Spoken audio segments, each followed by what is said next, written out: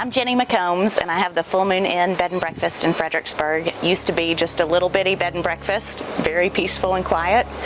And then as a result of saying yes and the Texas floods, we have turned into a refugee camp, a soup kitchen, and a distribution center.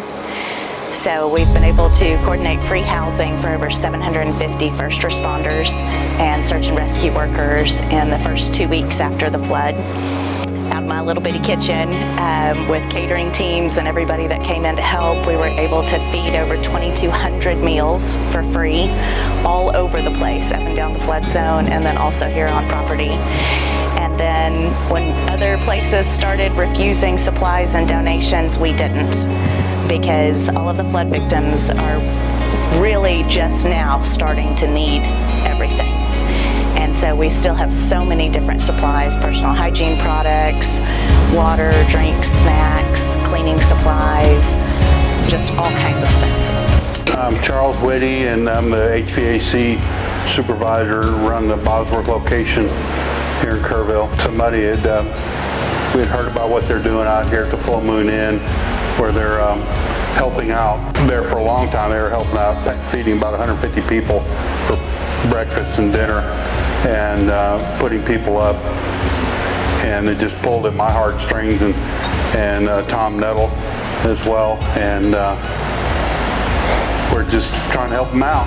Fortunate enough, people don't really realize it here in Kerrville, but in Midland, we're probably 350 people over there, which I've probably mentioned that before, but we're a company that's been around forever and ever, and have some room to do things that a lot of companies wouldn't be able to do, and it's enabled us to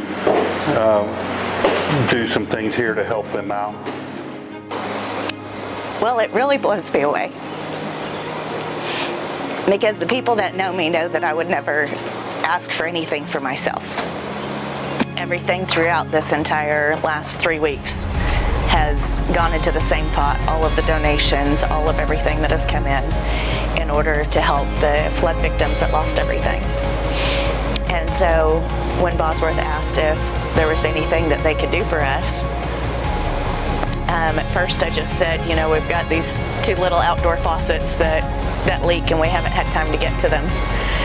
And they came out and fixed that right away.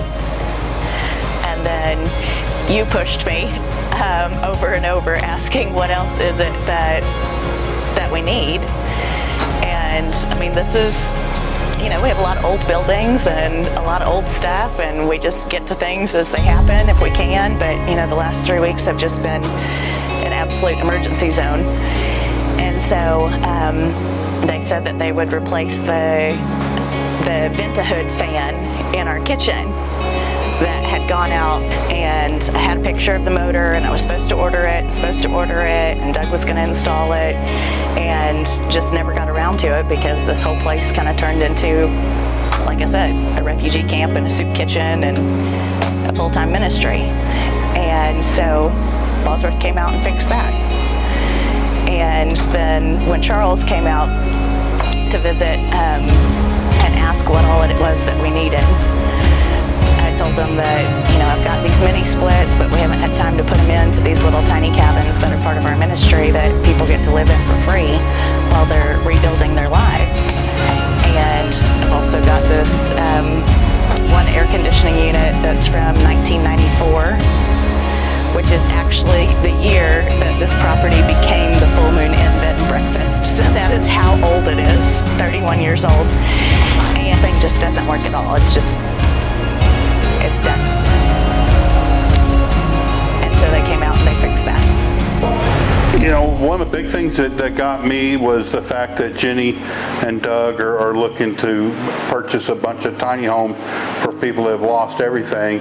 And they're working on fundraising for that, and they're just real genuine people trying to help out in a really bad situation. I mean, this is something I've never experienced, but the outpouring of love that I've seen, not only here but throughout the Kerrville area, has really shown me who the people are out here. A whole lot of these people, including Jenny and Doug, both are from the West Texas area. I'm from West Texas, and a lot of people that live here are from West Texas. So a lot of those good, you just got good people out here. That's just the way it is. Yeah. So anything we can do to help out the community is what we've been doing. What has been the most amazing part of the entire Texas flood tragedy is watching Texans helping Texans and strangers helping strangers that they're never going to meet. And the unbelievable outpouring of generosity and donations and support of 72-year-old people donating their RV for an 80-year-old person to live in that lost everything. And we're just now getting to the part where we can start doing cleanup and rebuild. And all of it is people being the hands and feet of Jesus, which is what we're supposed to be.